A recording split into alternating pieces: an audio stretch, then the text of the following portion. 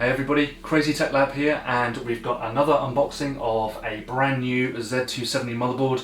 This time it's from Asus, and it's one of its premium Republic of Gamers, or ROG motherboards, and it is the Maximus 9 formula. So all of Asus's ROG motherboards are now under the Maximus 9 series.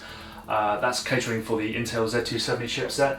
The Maximus formula is it's actually not Asus's highest end board for this platform. There's actually 2 or 3 others above this, getting increasingly crazy as you go up the scale in terms of price and features and aesthetics as well.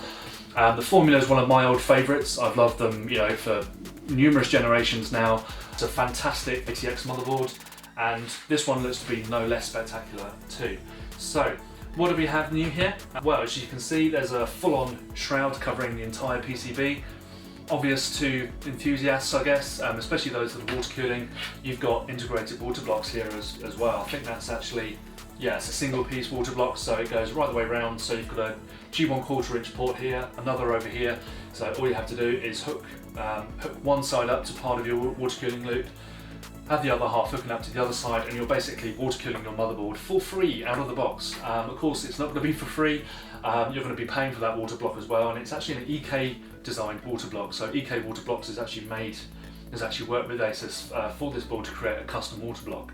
Now that's not an exclusive anymore. Gigabyte has actually got in on the act as well. The Gaming 9, I believe, features an integrated EK water block, and the Gigabyte Gaming 8 features a Bits Power integrated water block as well. So integrated water blocks, they're nothing new, but we are seeing more collaboration between the premium water block manufacturers such as EK and Bits Power and motherboard manufacturers, which is no bad thing if you're into building sort of super high-end water cooled systems, of course, which you probably are given how expensive this board is at about £350. So another thing I like about the board is the rear slot. I think you do still need to have an I/O shield here, but it's kind of blanked off. So as we saw with the Rampage, you can kind of get away without using an I/O port, so an I/O shield, should I say. So as you slot the motherboard into your case, normally you have to have an I/O shield. They're the bane of my life. I absolutely hate them. I've cut my fingers on those more times than anything else in my life, I think. They're hideous things to deal with, so if you can actually slot this in without the need for an I/O shield, I'll actually check in the box in a second, see if it's there. That's hugely beneficial. And it just looks gorgeous as well. Look at that, it looks absolutely stunning. So you've got integrated Wi-Fi, I do believe.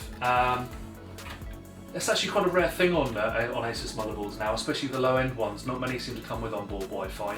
I guess a lot of you are either not buying into the whole integrated Wi-Fi thing. But anyway, it's good to see on a high-end board. Personally, I'd always use Ethernet if I'm gaming, if at all possible. I've run a cable at home, so. But again, it's nice to have the option. It's a premium board after all, so you kind of expect to have everything on here too. Again, you get loads of USB 3 ports and the usual USB 3 USB 3.1 reversible Type C port and a Type A port. And again, you get the standard Realtek audio, although that's bumped up quite a bit using Asus Supreme Effects software and audio codecs. So again, unlike the Asus board, the MSI board that we looked at, that I looked at in another review, the titanium, you just get the standard 6 Sata ports here. These are all powered by the Intel chipset, so they're all 6 gigabit per second, and you'll be able to max out any normal Sata 6 gigabit per second SSD with D there as well. So something Asus has also brought in is a USB 3.1 front panel header. Might be useful, although using that is a fairly rare thing at the moment, but it will eventually come on most cases, I guess. Another thing I quite like on Asus's formula is the push buttons here. So you've got like a standard push button arrangement underneath, but Asus has overlaid these 2 buttons here, which are illuminated for power and reset, as well as a LED postcode display at the top here for error reporting. So that's pretty much it as far as the motherboard goes. Again, SSDs are a big feature, specifically M.2 SSDs with the Z270 chipset. So to get at the slot, it's a bit of a pain, I have to say. You have to unscrew this whole shroud section here, and then you can actually get at the M.2 port on underneath.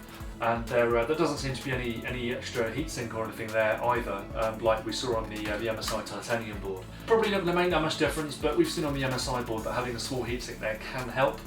And sure enough, on lots of other Asus boards, in particular the more expensive ones, you do get a heatsink in that area. In fact, I think you even get it on the Z270 Strix board, which is their new mini ITX Strix motherboard. You get an actual heatsink that calls it the M.2 SSD. So yeah, it's a bit of a shame to not see anything on the formula given how much you're paying, but then again, it may or may not make that much difference anyway in the long run. So I will just leave this over here. You obviously get full RGB lighting on the formula, so it's pretty extensive, and you can obviously control that in Asus's software. I will just get out picking up some accessories here and see what we've got. There's a nice sticker sheet, if you need a sticker sheet. Cup mug, if you need a cup mug. There are so many things in these boards these days, it's kind of almost getting to crazy levels. There are some standard SATA cables. Here's the antenna for the Wi-Fi. So it's a magnetic antenna, so like previous motherboards, if you've used any previous motherboards, you can basically slap that on the side of your PC case if you want to. Then you've got two cables there that run off to the I/O panel, the rear I/O panel to connect up to the Wi-Fi connectors. So you also have a vertically mounted M.2 port. I should have actually mentioned the formula has two M.2 ports as far as I'm aware, so we saw one underneath this shroud here. The other one is actually a vertically mounted port on the edge here. I'm not entirely sure how I feel about that. It is a better way of cooling the SSD, but unfortunately you're going to have this huge monstrosity sticking up on the bottom of the board, which, yeah, I'm not entirely sure about that. I'd much prefer to have it on the board with a heatsink like MSI, to be honest. But overall, this is an absolutely monster board. It's actually killing me holding it up. It must be getting on for a kilo, I would have thought, at least, with that massive backplate as well. So yeah, all in all, this is an absolute monster motherboard. Probably more for water cooling aficionados, given it's got integrated water blocks. Otherwise, you might as well opt for a slightly cheaper board like the Hero, which I'll be looking at in another video. So make sure to check out my other videos. But I've always had a soft spot for the formula, whether it's had water cooling gear on it or not.